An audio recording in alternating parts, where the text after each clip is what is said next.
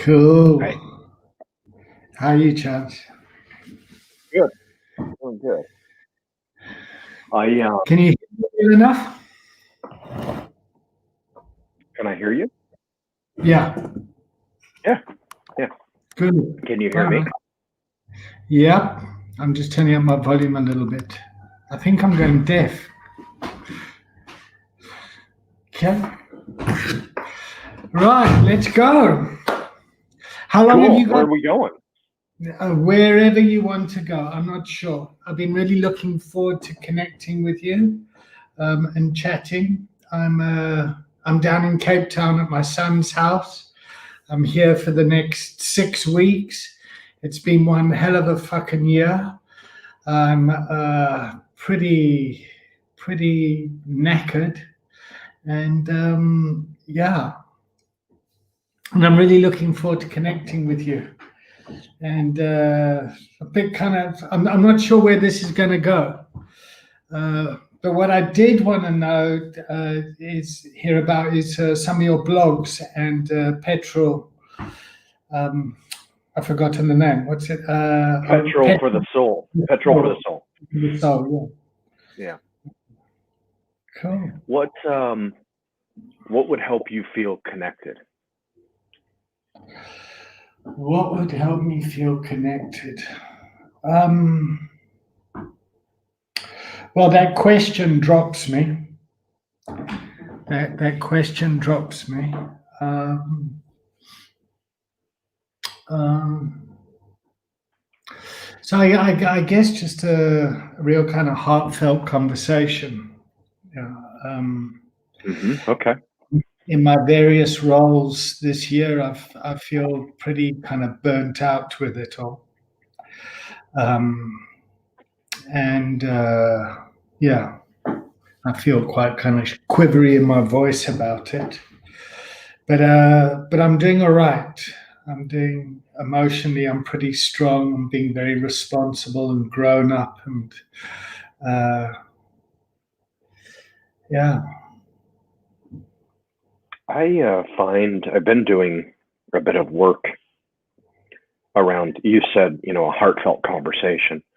And I don't always feel safe to speak what's truly in my heart. I don't always, I have a tendency to be editing and, kind of managing a perception so that I don't, get judged or whatever. Picked it up right as a kid, like most of us in our ways that we create personas and perceptions. And I think it would be good for me too to take the risk of speaking from my heart and just connect that. And I agree that's what helped me feel more connected to. It's been an interesting year, right? I mean, all years can be interesting, and this one has just had so much opportunity. I like surprises. I like things that are spontaneous, and so I like surprises. And except for when I don't control them, which is my way of kind of being full of shit. And actually, like the energy that this gives me, and the the range of emotions around like being exhausted or being, whatever form of exasperated that I am around things not being a certain way and me wanting them to be another. I've had to have a real good sit down with myself and acknowledge that I choose this adventure, and I get off on things that I act like I don't get off on. And For example, oh, like I just said, saying I want things to be a certain way and them being another, and me being, frustrated about it, say like this, you and I have, connected about some of these things around the Mankind Project and some of the institutional things being certain ways and us wanting them to be different. And I've been able to acknowledge that the frustration that I feel around wanting something other than what it is actually feeds me in some way. You know, I get energy from that. I get energy from the being perturbed and being angry and being frustrated, and you know, like, I mean, because I just get drawn right in.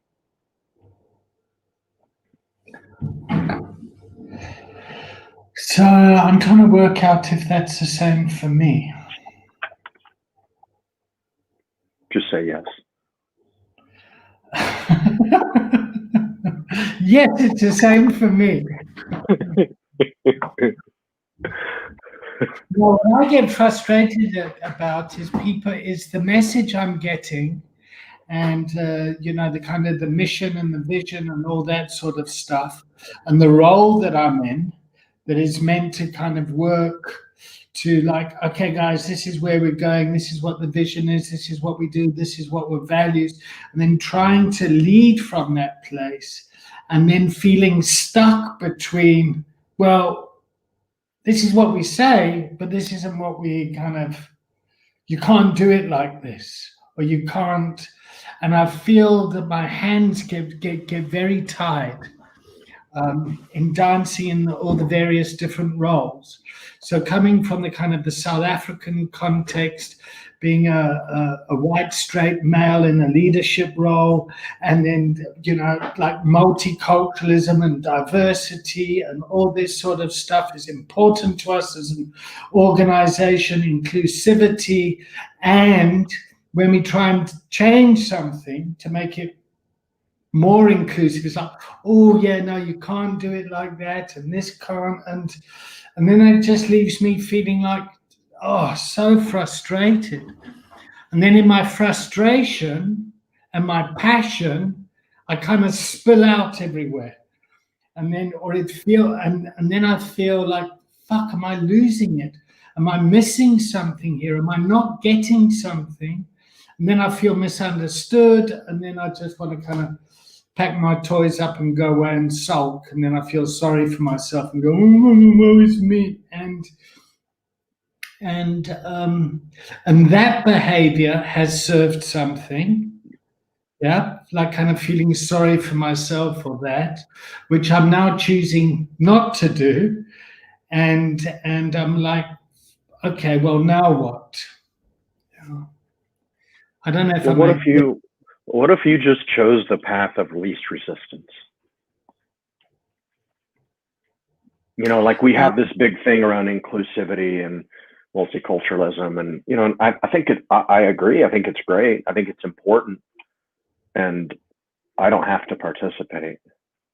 You know, I can just, you know, say, well, yeah, I'll let somebody else fight that fight. I mean, I believe in it, but in terms of taking action, I don't have to do anything. But when I choose to take action, I have to, I think at the same time, acknowledge that it's going to come with pain and effort and, you know, frustration and, you know, whatever. So for me, it's about, you know, if I'm standing up for the role and I've been asked to fulfill that role, I'm going to try and do it as best I can. Because I've said I'm going to do it. You know, there's something about if I say I'm going to do something, I'll do it. I mean, one of the hardest things for me this year was outside of the project was letting people go because I could no longer pay for them anymore. You know, and that was really emotionally very hard for me, just because I knew what the impact was.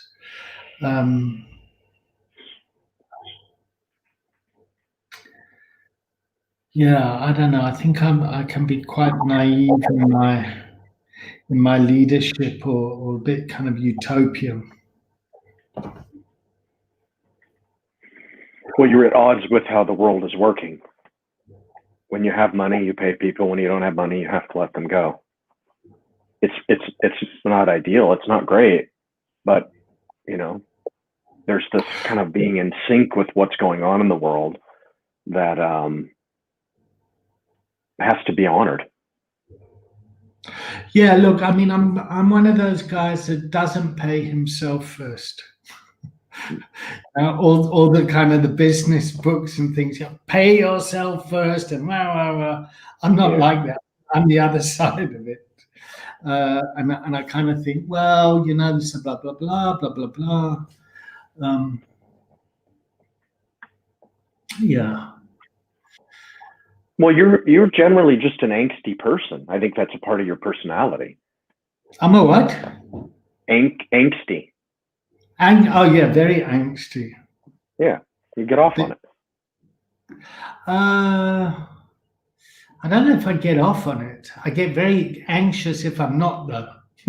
if things are normal, and that does trigger me. I do like chaos around me. I do like living edgy. I am edgy, and I know that I can come in and make other people edgy. Not intentionally, sometimes intentionally. And I also like to see things being done, getting done. I mean, on the weekend, I heard the context presentation, and I bought into that. In 2005, I remember it clearly. There's a line there that goes, "Are you that man?" And I go, "Fuck yes, that's me." I'm there. And I bought into that. I really, and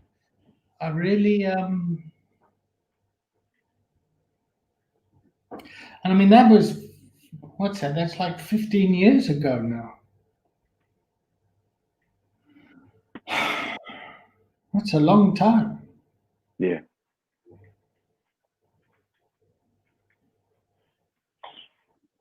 Oh, I think it's a paradox. I mean, I think it's this dancing paradox of individualism and also connection. Like me, I talk about, the way the world works. You're at odds with the way the world works. So that's the collective. And when we take our own individualistic ideas and agenda and we try to like run it in, there is an art to kind of blending those two to elicit out change and continuing to kind of be in that fight to have a vision and realize that vision for ourselves and for other people, for the world, so on and so forth. My mission that I've been playing with, I don't know, over the last couple of years is my mission is to raise the consciousness of the planet. And by raising my own, I continue to I think consciousness is kind of like a ladder, an interesting kind of peculiar ladder where, we just kind of, grow and expand and our consciousness opens and we integrate and, we become whole rather than fractured and split off and, all that stuff. We've had a really, unique last 4 years with this president we've had in America. A lot of people love him. A lot of people hate him. 74 million people voted for Donald Trump in this last election. So, I mean, people love him. There are a lot of people that vote for him for admiration, for financial reasons, for all kinds of different reasons. But one of the things I've begun writing a blog about this. It's not quite done, but is that it helps me to get to see parts of myself that I have disowned because, the different things about Donald Trump and, other people, that all exists in me as well.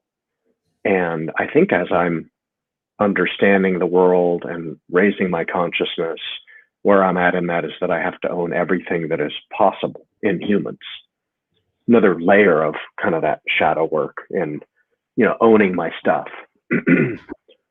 But, I think I had told myself for a long time that, I own my shit, but only to a certain point. I'm not like a fucking murderer. I'm not like, this horrific, horrible person, but I am.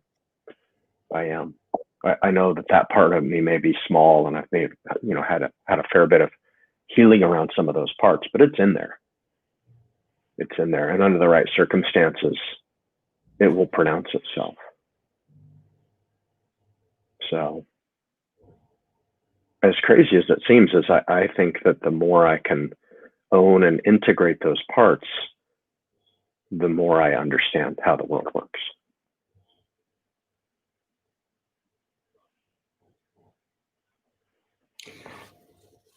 I'm trying to think of something wise to say. And I'm just kind of anxious around what's going on. And we've got one viewer, so that's fucking. Well, this is for you.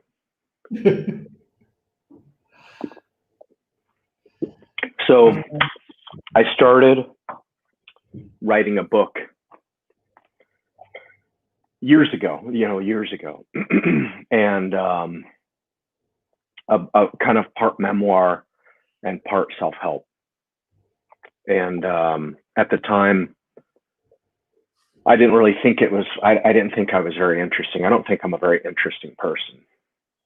And I didn't know, like, what's my message? What am I trying to do? What am I trying to share? How's this going to help people? All that kind of thing. And I was easily deterred. I was easily distracted and bargained my way out of not, producing, not building content and producing. And I worked with a coach, a writing coach, and he had me doing different exercises and things like that, and kind of built an outline for the book and kind of just started building out content. And didn't believe in myself as a writer. I mean, I like language. I like, communication and conveying ideas. I really enjoy that. But there was enough in there that I didn't trust or believe in myself or have the confidence to be able to, like, who would be interested in, what I have to say, that kind of stuff. And so through some of the writing exercises that he had me do, a lot of old wounds came up, a lot of memories came up that I thought that I had kind of healed, but I'd kind of just suppressed them. I'd like kind of done a little bit of work and then I put a bow on it and I put it away. So I was, had a lot of, horrible experiences as a kid. And I kind of like thought that I was done with them. But in remembering those experiences, I became really fucking angry. And, this like kind of violent part of me that likes and wants to teach people lessons, who pick on other people. That part of me was like really coming up. And it was so powerful that it kind of scared me, and I became overwhelmed, and then it too distracted me from writing. It was like, well, I can't keep looking at these things and talking about these things and writing about this stuff. It's disturbing me, and I don't want to be disturbed. So throughout that time, I had been having a blog. I had a blog on my website. And I was hiring a guy to write that blog for me, who was a writer, like a real writer. And in many ways, they were really great pieces that he wrote, but they weren't my voice. They didn't kind of like capture the complexities of some of the concepts that I wanted to convey.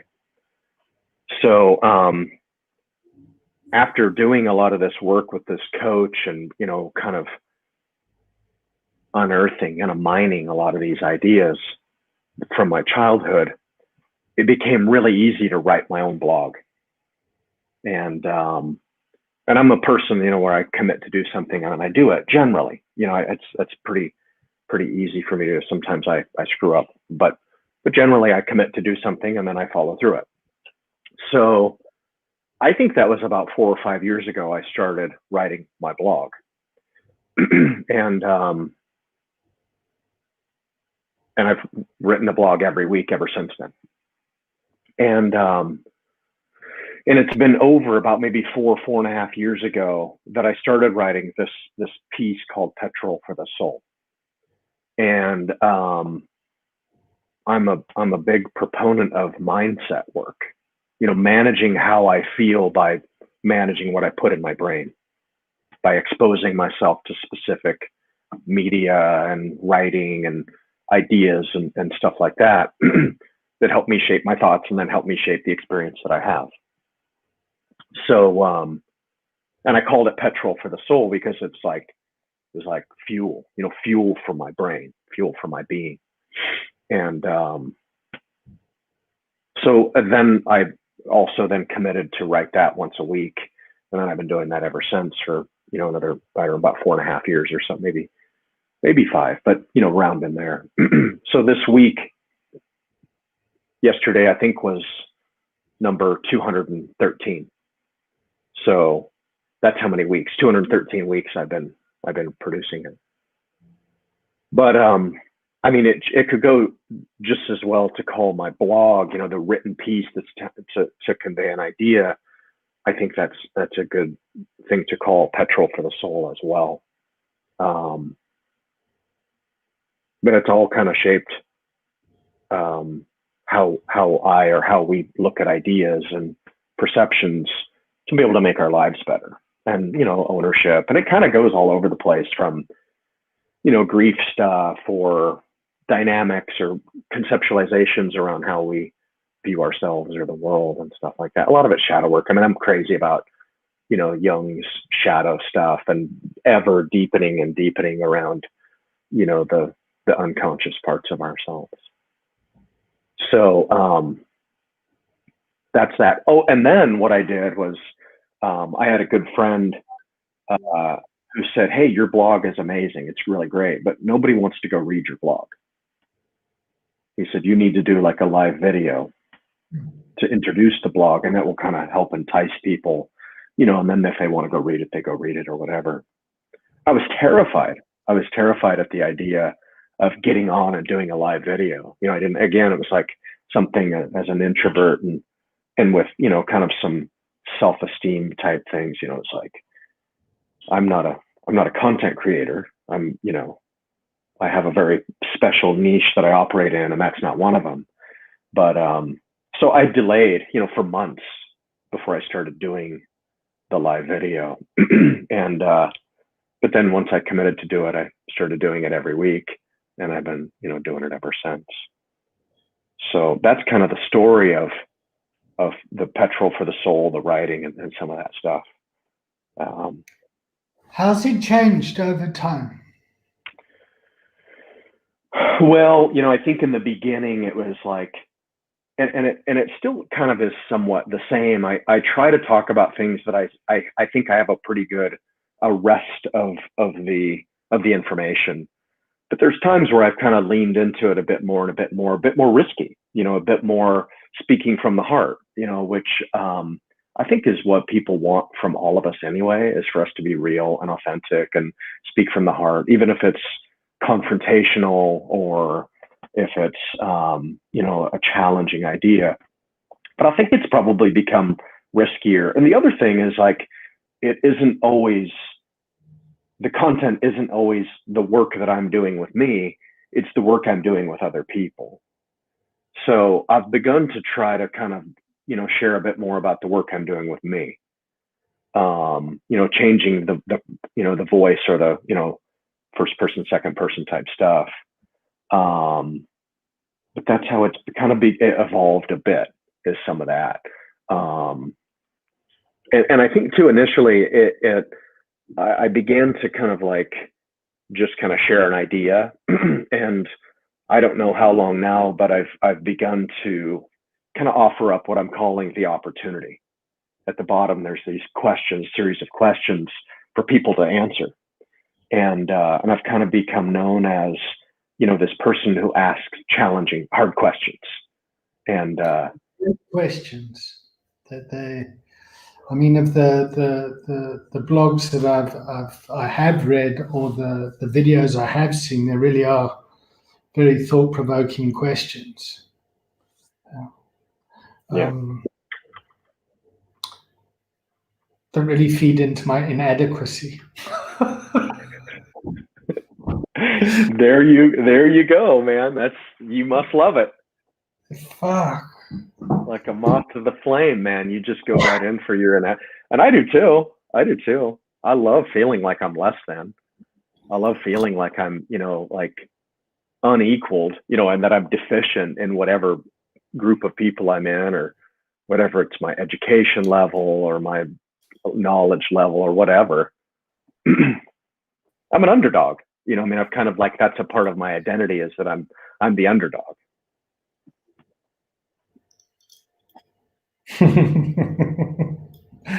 Me too. Right? Me too. I mean, it was terrible. Last night I was talking to Jack and his girlfriend. I was just thinking, fuck, I don't know where my life's gone. I don't know what happened. It's like, it feels like it's over. I had much more guts when I was naive. And now I just kind of like made all these fucking mistakes. And I'm thinking, oh my God, I was such a dickhead and I've wasted it all. And it's been like, where's all the time gone? I should have stayed in corporate and I should have done this. And, I've been kind of naive and ran out into the world and followed my heart and my dream. And now what? And, it was a horrible place to be. Mm. And I woke up this morning and I thought, oh, fuck it. I'm still here. Yeah. Well, I mean, that's that saying, is like going towards the roar. Because it's a saying that most people know, I think we could say it's we learn to see the value in going towards discomfort, going towards what's not easy, what's challenging. I think for me, that's just living life more fully. And I say that I like surprises until it's a surprise that I don't like, and then I say I don't like surprises. So I get to just kind of see over and over that I'm just, I need to learn that lesson again, and I'm full of shit, so I need to learn it again, and I need to learn it again, because I like challenges. I like the possibility of facing something that I can't overcome. If it's easily overcome, why do I even bother? Not even a worthy cause. How do you develop leadership, do you think, in your opinion? I think I don't know. I'm beginning to feel like I know less and less about leadership. Jesus, thanks. Okay. I mean, even like this whole self-leading, it's like, I mean, the idea is that there is a concept or an idea or an agenda or a campaign that's out ahead, that's drawing others towards it.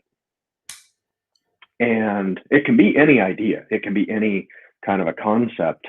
A lot of them, those concepts, within the organization MKP that you and I are involved in, is this concept that people get to create their own mission in lives, and they get to kind of move towards that through letting go of certain things that they've used to inhibit them, and moving towards other things that are challenging, and and kind of putting that together.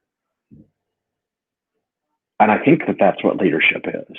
I think that that's like being the voice that introduces that idea that other people can follow, can get drawn into, like a vacuum. Maybe leadership is like creating a vacuum that other people get drawn into. When I was 12 years old, I was in the Boy Scouts, and I loved the Scouts. I was really enthusiastic. I just fucking loved, getting into our little patrols and standing there with our sticks and making fucking knots and fires and going for walks on the mountain and the survival shit. I loved all that. I was so enthusiastic. And then we needed to nominate for a patrol leader.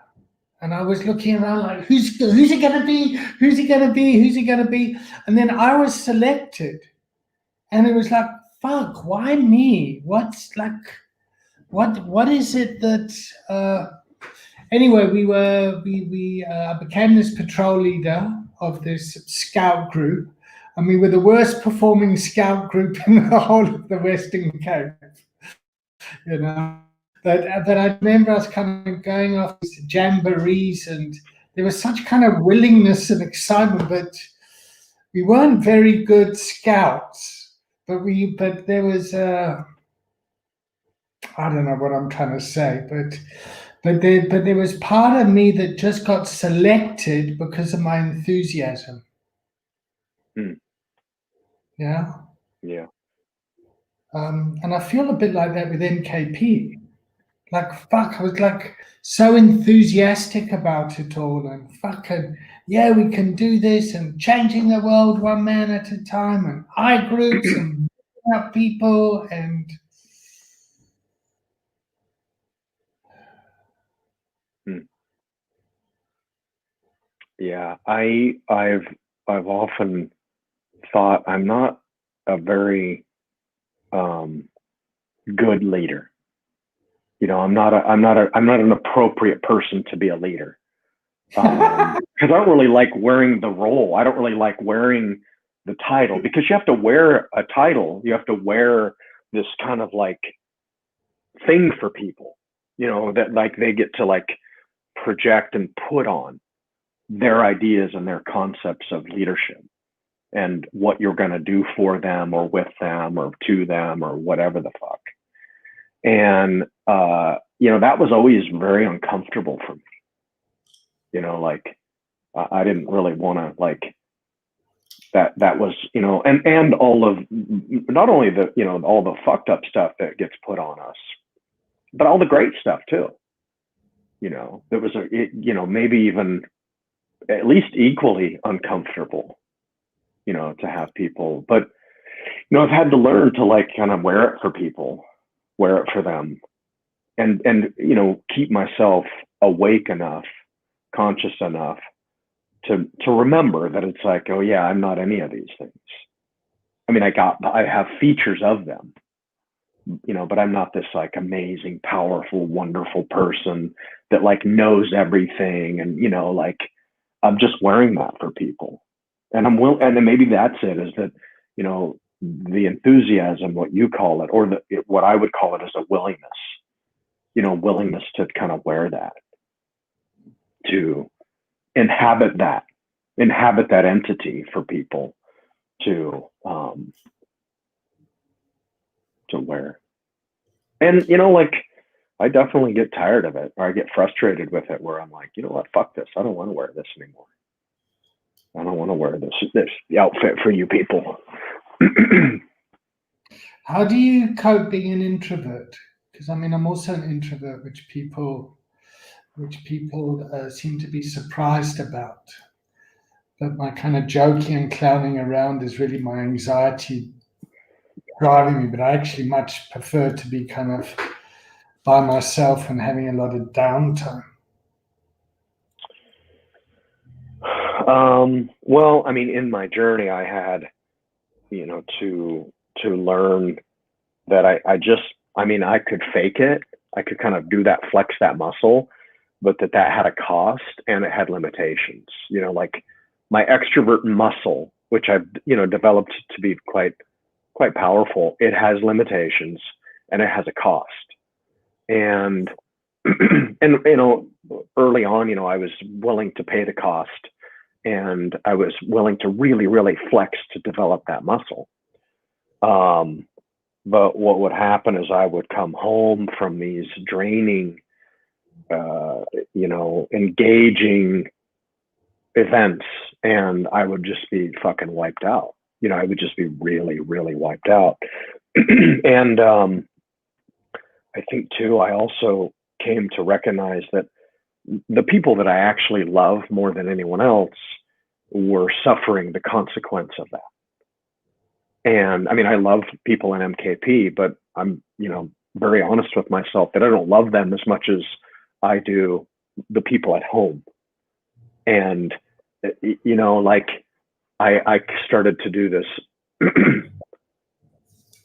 kind of conservation campaign where, I was going to save 10, 20, 30% for when I got home, and I would only give 70 to 80%, which was wildly, controversial, because we live in this world where everyone's like, give 110%, give it all. We're going to give you the best training we've ever had. We're going to serve these men. It's going to be huge. We're going to have 60 initiates. And I'm just like, why don't we just have a really good, solid training that has, where everyone gives 80 or 90% of their capacity for the whole time we're here, and then we go home and we love the people at home, and we are not like just flat on our faces. And I think too, there's a fair bit of, I really, we've been on weekends together. I trust my team. I trust the people and other people, like, to do what needs to, we're going to take care of it. There's enough people here to figure out what needs to be done at the right time. And if there's something really, really especially important, some decision that has to be made by the leader, I'll do it. I'll make that decision. That's fine, and I may confer with the people on the team, or I may just execute on a decision in the moment because it's maybe time oriented.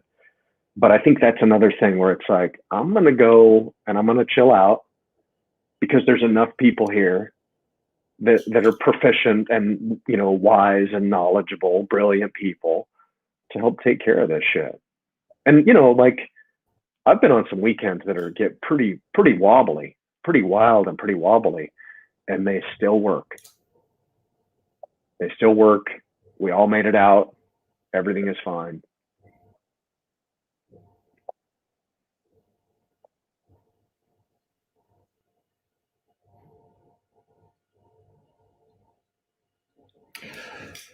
One of the things on weekend or working can you hear me? Yeah. Can you hear me? Yeah. Is the anxiety, the fear that lives within the organization or a organization. I mean, I found it in my rehab or the trainings I do, or doing a MKP weekend. It's like trying to manage not manage, but the anxiety and the fear that gets generated. What are you going to do? How's it going to happen? What if? And I find that very draining. Supporting people in that. It's going to be okay. We've got this. It's going to be fine. If something goes wrong, we'll make a plan. I mean, that's one thing I am good at. Have I lost you? Oh, no, I'm here. I just froze for a second. Yeah. Yeah, I mean, I think that like decision fatigue is a real thing. Just checking. Say more. Here. Yeah. Well, I think that we get on the weekends and everyone asks a lot of questions, and all those questions seemingly need an answer. And the more questions we get asked and the more answers that we seem to have to generate, the more exhausting it becomes. And so I've just kind of devised these different techniques and ways of there's this whole idea of helping people answer their own questions, or empowering them. I mean, the idea that someone asks something of me is in some way them disempowering themselves. They want to give their power to me, and they want me to give them back some of that power by empowering them. And first off, I don't want your power. I want you to have your power. I want people to keep their power. And I do think that like having a discussion around that, a decision is good. Like we can kind of like, you and I can discuss things and kind of come up with more ideas because we come from different places and different approaches. But I even oftentimes will just flat out refuse to make some certain decisions. Like how many eggs should the initiates get on Saturday morning? I mean, are you kidding me?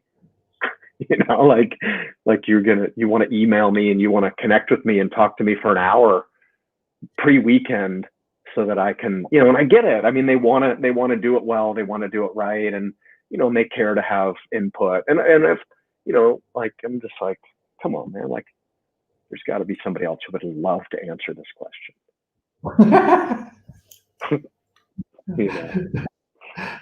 Well, it's not about the question. It's about the connection underneath the question or behind the question or what. Right. But I think that too is just a guise. Like you and I, we get on and we say, what do we want? I want to connect. So let's just do it. What do we want to do? We just want to connect. Let's connect. How will we facilitate it? We'll speak from our heart. Good. Let's do that. I don't want to talk about eggs. Let's connect from the heart, and talk about challenges and concepts and angsty shit, It's very anxiety provoking for me. Fuck, intimacy is, fuck.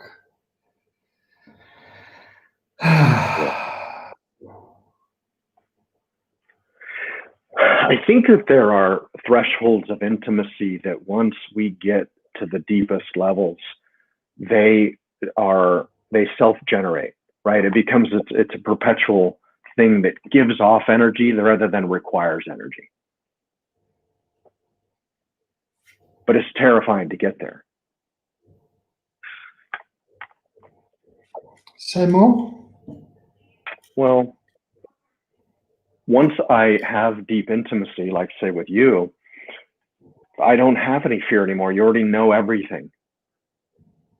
And if I've detached all of the little barbs for you to take the truth I tell you and have you hurt me with it, it's just natural. It's very, very easy and very free. We have a sense of deeper freedom to like, then we can just be with each other, and then at the time and at the moment, because whatever I'm experiencing is situational or maybe long-term concepts or explorations, we could just speak about them. We can just have conversations about them and talk about them without all this like fear that like, you're going to get me. I'm going to somehow like reveal something and it's going to cost me in some way,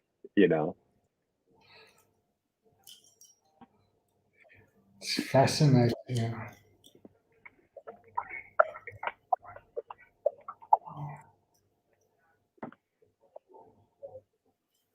I also enjoy the process of intimacy, building intimacy, right? I'm really patient, and I'm okay with like learning things about people over a long, long period of time. I actually don't even want you to tell me everything at once, because I want the building and the anticipation and the novelty, the surprises. I like that. I like asking this question. What would people who know you well be surprised to find out about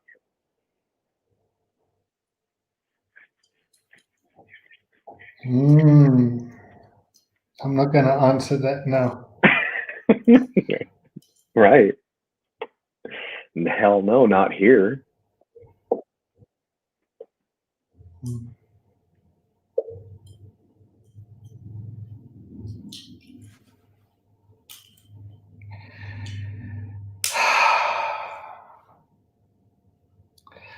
Let's start to wrap it up, Chant. Are you good with that? Yeah, sure. Yeah. Where's your blog going to go? How do you plan it? How do you? Yeah, I mean, my thing is, you seem so fucking organized and fucking together. So whenever I see you, I think, Jesus Christ, this man's so fucking together and got his shit together. It just makes me feel like, oh my God, I'm so fucking not there. Well, I'm committed and I'm disciplined. So, I write every single day. And I could pull this open. I could probably tell you how many, I have ideas for blogs going.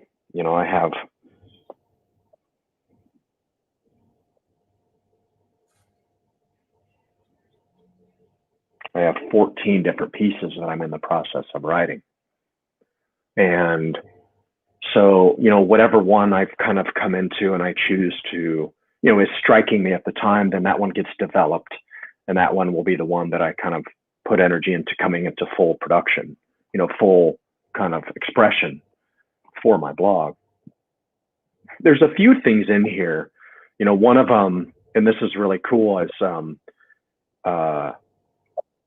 someone had read my blog and is picking it up and going to put it into a magazine, is this piece that struck me, I don't know, a couple of months ago, called Laws for Living Fully.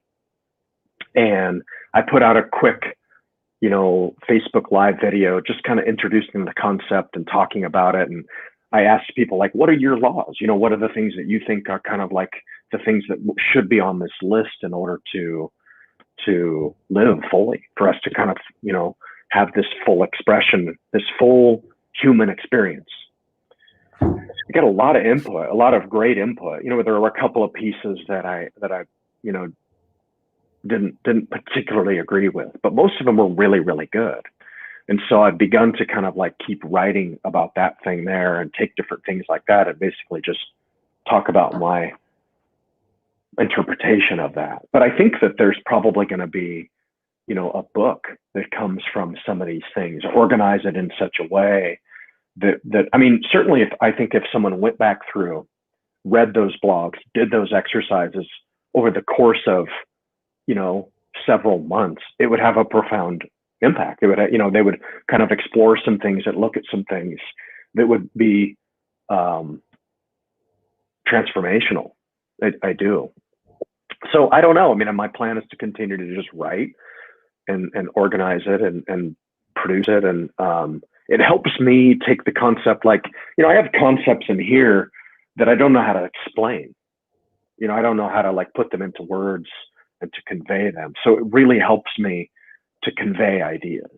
And once I have a better way around them, kind of forward and back, it's easier for me to explain them and then teach them to people.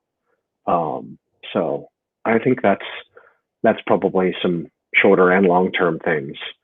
I'm busy, I don't have a lot of time. I have good lines of demarcation at the end of my day where I'm not working anymore.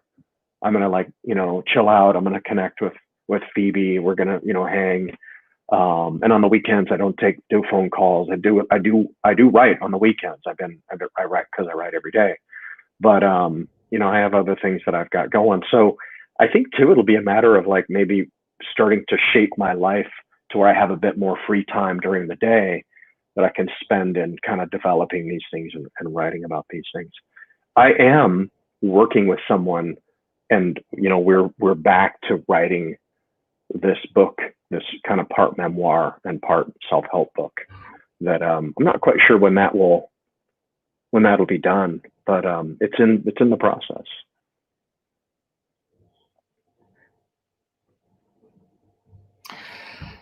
Cool. Yeah, I just kind of throw everything at everything. I just fucking kind of like, and then just see what's kind of emerging, and yeah.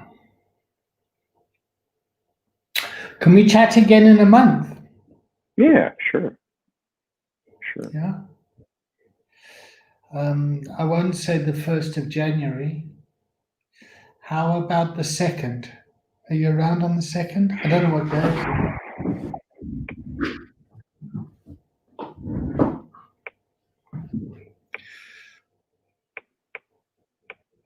What I do on the Second second, is what a I do Saturday. on, is that a Saturday? Okay, so you can't do a Saturday. What day is it today? Tuesday. So it's the second, third, fourth, the fourth, the fifth. Yeah, Okay. Same time. yeah, the 5th at this time. Yeah. So it's 5:30 for me. What time have you got there? 11:22 a.m. Started at Okay, cool. 10:30 a.m. Yeah. Okay, great. On the 2nd of January for the past 7 years, I do a 40-day pilgrimage where I spend 40 days just kind of seeing what happens, who I bump into, and just try and work out how it's connected to God or to spirit or to. I started it in 2013 and 2014. And yeah, so I start that on the 2nd of January. Hmm. And yeah, so I'll check in with you on the Cool. 5th. Yeah, I would be interested in hearing about God and spirit and things like that. What that means to you. What that idea is. So what I did 6 years ago is I went off to this house in a place called Zeerbecom, which is just outside Soweto, and I went around to all these churches in Soweto because I wanted to kind of get connection around Christian spirituality that the black community have here, which my white community doesn't seem to have here, or that I certainly don't have connection to. Like there's a real faith and a real embodiment of that, and I'm just kind of like, well, it's Christmas, it's Easter, it's yeah. And I was in a place of kind of loneliness, and I knew for me to get connected again is I needed to kind of go off and do service and be of get spiritual fulfillment in that way. And yeah, so I'll be going to the 6 year of that. And the idea was to go and build a rehab and community. Yeah. And now I've got this kind of pocket rehab that goes around the world. That me and Ocean started this with a pen and a pencil, and it's fascinating. But yeah, I'll tell you about that next month. Cool. Are you jet lagged? No. You're a fucking machine. You're a machine. How'd you do that? I can see you're anxious for time, but yeah. No, I just get up. That morning, like especially flying west, and I just stay up all day, because I gained back, 2 hours and then another 6 hours. So it makes it out to be like a 30-hour day. And so my waking hours are just expanded by that additional 8 hours. And I just stay up. I went to bed about an hour, maybe a half hour early than I normally do. And I woke up about 2 hours or so earlier. I went to bed at about 7 or 7:30, and I woke up at about 1. I normally get up about 3, around somewhere between 2:45 and 3:30 a.m. And so I woke up at about 1, and I kind of laid there and I chilled out for a bit, and then I finally got up, and then I just had my day. And then, again, last night I went to bed kind of at a normal time, and this morning woke up kind of at a normal time, and that's it. What is a normal time for you? I wake up somewhere between about 2:45 and 3:30. Oh fuck! I don't feel so bad then. I do that all the time. Yeah. I go to bed about somewhere between 7 and 8:30. No, that I don't do. I'm about 10:30 and wake up at 3. Yeah. Uh, Yeah. and it's fear that's waking me up at the moment. Hmm. Hmm. Well, I Hence really the appreciate burnout. our creating this with you. It's cool. It's cool. I'm glad to just kind of hang with you and connect. Love you, mate. Love you too. Thank you for your time, huh? Yeah. Yeah. Thank All you. right, mate. All right. Later. See you. Bye.